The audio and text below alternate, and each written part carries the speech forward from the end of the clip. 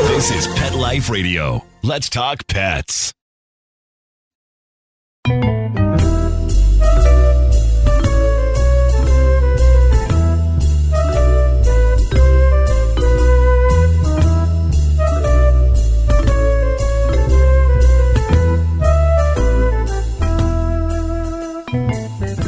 Hello, feline friends. This is Michelle Fern, your host on Cattitude. You know, we love our kitties, but did you know that cats make great therapy pets as well? They do. And my guest today wrote a great, fantastic book telling us all about it. We'll be right back. Looking for a dental treat that does more for your dog? Daily Dose is a 2-in-1 chew that pairs a daily dental scrub with powerful supplements to help with the biggest health concerns facing our dogs. Daily Dose was developed by vets to be simple to use and super effective. Plus, dogs love the taste. Available for joint, skin, heart health, or calming. Daily Dose. Your pet's daily dose of awesome. Visit yourpetsdailydose.com to save $3 on your first bag with promo code PETLIFE. That's yourpetsdailydose.com. Let's Talk Pets on PetLifeRadio.com.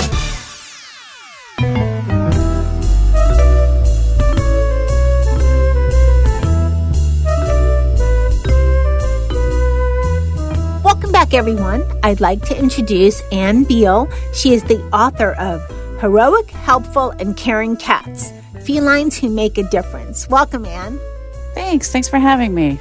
I'm so excited to talk about this because you wrote on something pretty interesting, and you touched on it in the beginning of the book before you got into talking about some specific cats.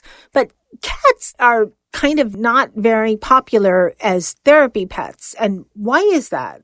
Yeah, it's interesting. They're actually excluded from a lot of hospital programs. They're excluded from lots of places. I think partially because of stereotypes about cats as being aloof and disinterested and as being somewhat disconnected from us. But in fact, that's not the case. And there are quite a few therapy cats, as I show in the book, who've really had a huge impact on people's lives. You know, as I was talking to you or as you were responding, and as soon as you said it, I thought, aha, that's it. When you said that, there's the stereotypes that people have with cats, because it's so true. Cats they get bad press, you know? I mean, they just black cats and witchy cats and all that kind of crazy stuff. And there are so many cats that do so much good. Why do you think it's easier for dogs, because you wrote a little bit about this, for dogs to go through the process and make it into hospitals as therapy pets versus cats? I know you touched on it a little, but why do you think it's so hard for cats as compared to dogs? Yeah, I think it's for a variety of reasons. I think, people sort of understand dogs and can kind of see them as being very highly interactive. And so I think they are, humans' best friend. They already sort of have a lot of positive stereotypes around them. And many people understand and feel like they relate well to dogs. And I think cats are a little bit less enthusiastic, and they take a little bit more patience to kind of understand. As a cat owner myself, the cat does not come to the door every time I come home, but that doesn't mean that the cat isn't really connected to me. And so if you are a keen observer of animals, you'll see that they have different ways. But I think because dogs are so interactive and so enthusiastic, I think it's easier to sell them in. So I think that's the first reason. I would say, other reasons have to do with, some of the negative stereotypes about cats that have been with us for over the years. I mean, as you know, cats were blamed for the bubonic plague. So it's crazy. I know. And, there are people who worry about black cats around Halloween and cats being abused. And I, by the way, as a cat author, I'm surprised at the number of people who will say to me, if I say I wrote a book about cats, they'll say, "Oh, I hate cats." I can't actually imagine someone who writes books about dogs that the reaction would be, "Oh, I hate dogs." It's kind of acceptable to say you hate cats, but it's really not acceptable to say you hate dogs. So true. And it doesn't make sense. And I think a lot of people, when they think about therapy pets that don't know cats, they don't know that cats can be leash trained. They're very smart, and they're actually quite social. Very, absolutely. Now, in the book, you wrote about just how many different cats and how many different therapy cats in the book? So there are 4 different therapy cats in the books. They're officially certified through Pet Partners. And each one of them has an interesting story. And actually, several of them had a very difficult time getting accepted into organizations like hospitals and healthcare facilities. And some of the book talks about their difficulty and how they actually have a fairly high hurdle. And then there are other cats in here that are therapy cats, but not in the official capacity. The very first chapter is about a cat named Gigi, who is a big star on Instagram these days. But she helped a veterinarian kind of find his heart and heal from years of being very emotionally detached. And he's, has watched so many animals die, and he was just becoming sort of colder and colder. And Gigi really saved his life, in his opinion. That's an example of a therapy cat. And lots of cats in the book have, administer therapy in lots of different ways. And in some cases, I tell the story about a woman who was abused and who found the courage to leave her abusive partner. And the cat really helped her make that transition. And she really credits the cat with helping her find a new life. Good examples like that. I love the story. Well, there's a couple of them, but especially Tommy, the blind cat. I mean, what an amazing little guy. Yeah, totally incredible cat who basically can handle any situation, who basically is blind and really, he's done everything from helping victims of the Las Vegas mass shooting. He goes to an event that's put on by an organization that helps people sort of heal who have been traumatized by that experience. And, his caretaker says she just watches people unload their problems on him and just cry on him. And he just absorbs it and makes them feel better, and he goes to all kinds of different places. And wherever he goes, he just kind of makes people feel good, and they feel like they can relax and let go with him. He's a really incredible cat. He's never hissed or shown any disagreeable side to his personality ever. And he's blind, his eyes were removed. He was injured when he was found. Mm-hmm. So yes, and he was basically, they didn't think he was going to survive. And he was very neglected, and I'm not sure how he came to be in that situation. But he really is a great example of a creature who has overcome a disability. He doesn't even know he's blind, I don't think. How wonderful is that? Yeah, I think he sees much more than most people see. You're probably right. And Tommy is certified through Pet Partners. And I think the owner actually has a foundation, the Tommy Cat Foundation, to, I guess, they raise money and go to various events. Yes. They actually care for special needs cats. So the money goes to help cats who are like Tommy, who have some type of a disability. Mm-hmm. Yeah, she's an amazing person. His caretaker is just amazing. And all of these people say that these cats love doing this work. I mean, this is just a cat wants to do this type of work and is very fulfilled by it. And, Christy Santoro is one of those special people who realize that about the cat and just makes these things possible for him. Right. I mean, you got to remember that, I guess, the person owned by the cat, should we say? Yes.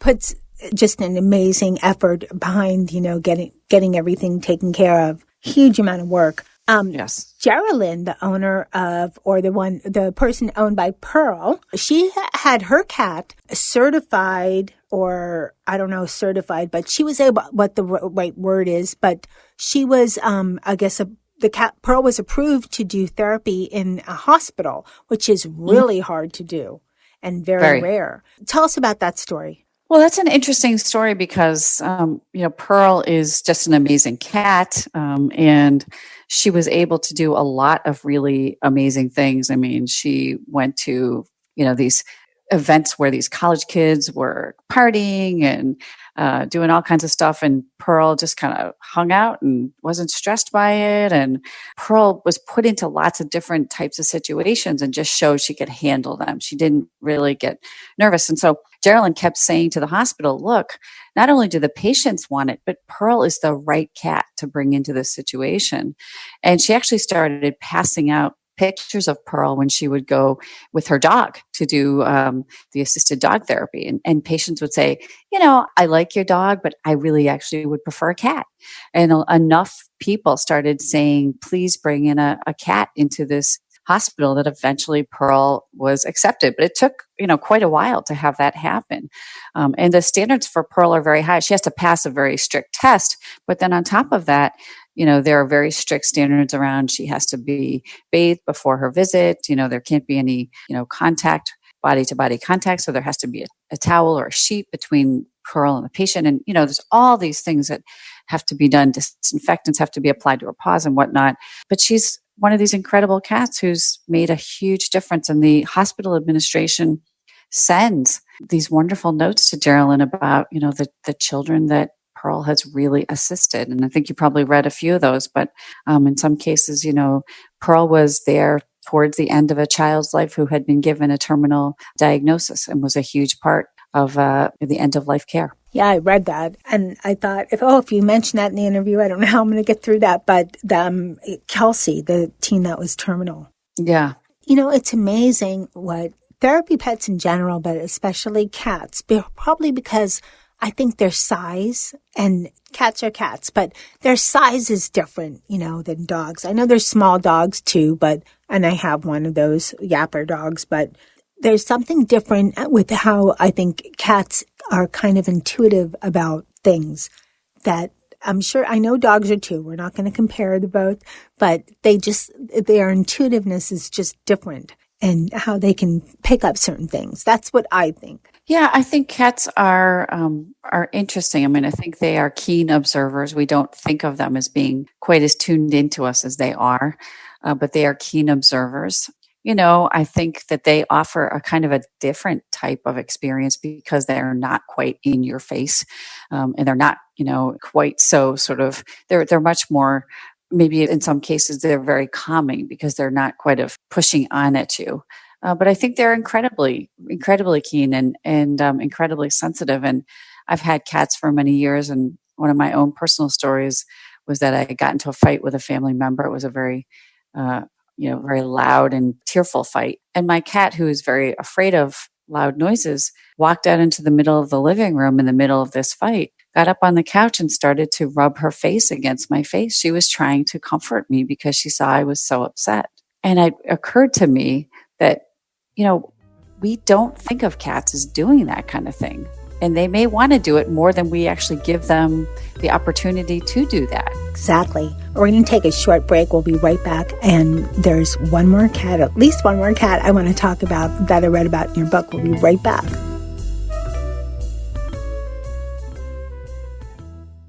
Hey everyone, Michelle Fern here. I have to tell you about Pet Treater. Pet Treater is a gift box for your fur babes that gives you the chance to surprise them with interactive toys, all natural treats, and a whole bunch more. I just got one for Dennis's birthday, but I made sure to get the larger size because I knew Molly and Charlotte would want in on the action too. Let me tell you, it arrived the day before I planned to give it to him. Dennis actually slept next to it the entire time. In the morning, when I went to open it, I noticed all these claw marks on the box. They were trying to break into the goods. What a party once I opened the box for them. They had a blast. Whether you have a really cute kitty or an adorable doggy or maybe some of each roaming your house, you can tailor the box to fit their needs, including any allergies they have or their size. We all need an excuse to spend more quality time with our fur kids. With a subscription starting as low as $15, you and your furry family members will get to unbox some new surprises together, meaning you'll be spending less money, less time shopping, and more time hanging out. And if you're as obsessed with sharing photos of your pets as I am, you can connect with other animal lovers on the Pet Treater site. Okay, now Pet Treater is giving us this great offer. Go to pettreader.com and use the coupon code Cattitude, that's CATTITUDE, and you'll get 50% off the first month of your subscription. That's pettreader.com, PETTREATER.com, and get ready for some great party times with your fur babes. Let's talk pets Let's talk pets on Pet Life Radio. Pet Life Radio. PetLifeRadio.com.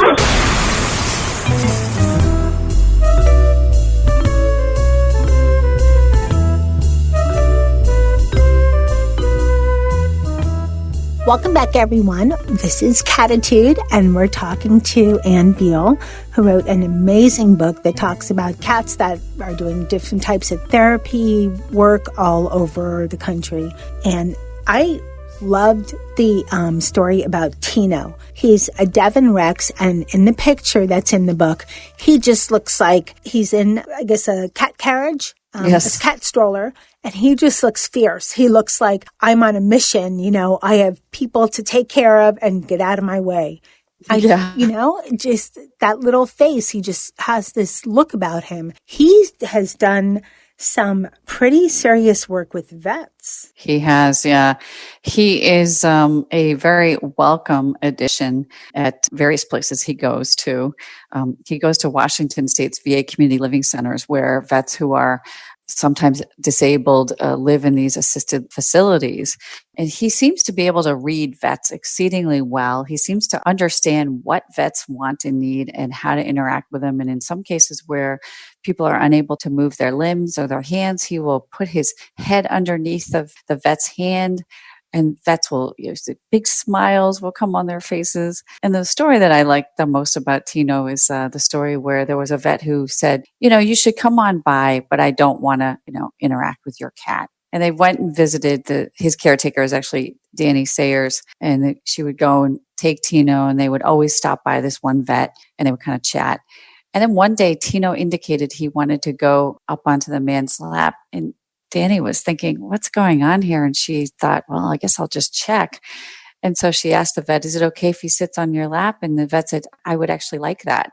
So somehow Tino knew it was time that the man had gotten to the place where he wanted to have the cat sit with him. And the cat knew that better than Danny did. Pretty incredible. And in all your research, and there's many more cats mentioned in your book, how can we, as, everybody listening to Cattitude either has cats, loves cats, wants a cat, we're all about cats. And how can we spread the message that cats are good for therapy? They make great therapy pets. I mean, maybe not every cat, just like, not every dog, or I know horses are popular too, not every horse, but how can we spread the word, and maybe for people that are interested, work on getting their cat into, being accredited pet partners, or maybe something smaller, even if they're not accredited, to being a therapy pet?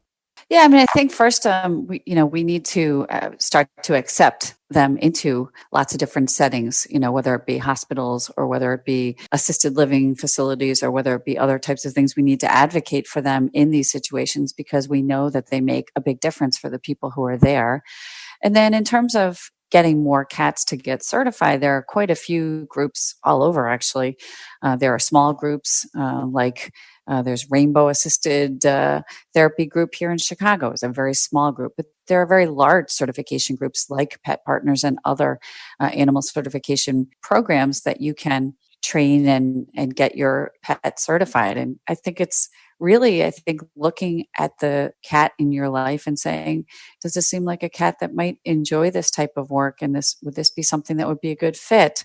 And I think we need to think about cats very differently also. I think we need to think about them as creatures that are sensitive to us and can help us. And I think that's part of overcoming some of the stereotypes that I'm trying to combat in my book. Also in your book, you have a lot of research that you've compiled. Can you give us a little bit of a overview of some of that research, and what did you find in all your conclusions that really surprised you? So, as you know, I am a researcher. I own a research firm in Chicago, and we do a lot of surveys for Fortune 500 companies. And I just wanted to understand, among a representative sample, Americans who have cats, I wanted to understand how they felt about a favorite cat or two or three in their life. And this could be a cat that's living, or it could be a cat that they had years ago. We asked a lot of things about the cats that they cared for. And they told us that they, first of all, had a very close bond with the cat that had been in their life. They regarded this cat as being extremely intelligent. And there was a lot of communication that occurred between the pet owner and the cat. So, this is a very close relationship where there's actually a lot of communication and understanding. And the thing that I thought was most interesting when we asked a lot of different questions of these cat owners or cat caretakers, we asked them if the cat had ever helped them in any way. We sort of gave a whole list of different things. And what we learned is that 72% of the people that we surveyed said that the cat made them feel happy. 72%. 68% said the cat provided them with companionship, and 65% said the cat loved them unconditionally. So that's really interesting. These are much closer relationships than we've ever given them credit for. And there's a lot more communication than we realized. And frankly, these are creatures that make a huge difference. Exactly. And when you were just talking about, their cats communicate them and everything. My producer has a cat and he swears she talks to him. And when he's working in the studio, if the door's shut, he's like, okay, I have to open it up because she's talking to me and she wants some attention now. So I have to take a break or something. So it's interesting, I'm sure a lot of people listening out there going, yep, I understand my cat perfectly. How about your cat? Yeah, so I actually have a formerly feral cat who was part of a feral cat colony of mine who at one point she decided she would like to come in. So she now lives with me. But as you know, we're all working from home these days. So she's been Zoom bombing my meetings. So we'll be in the middle of a meeting with a pretty major client. I actually had an executive on the line the other day, and we were in Zoom. And he said, hey, didn't you just write a book about cats? And I said, oh, yeah, I did. And this is a true story. She immediately jumped up onto my desk and headed toward the video. He said, did you train her how to do that? I said, no, I didn't. That's funny. Zoom bomb. I could see that. She does that a lot. Yeah. I hadn't heard that word before. Yeah. That's great. Is your book out yet? It is. Okay. Yes. And where can people find it? They can find it on Amazon. It is called Heroic, Helpful, and Caring Cats, Felines Who Make a Difference, and you can find it on Amazon.com. It is in a both Kindle version and a print version. Okay, and as everybody knows, we have a page for every episode, so the information on the book will be there as well.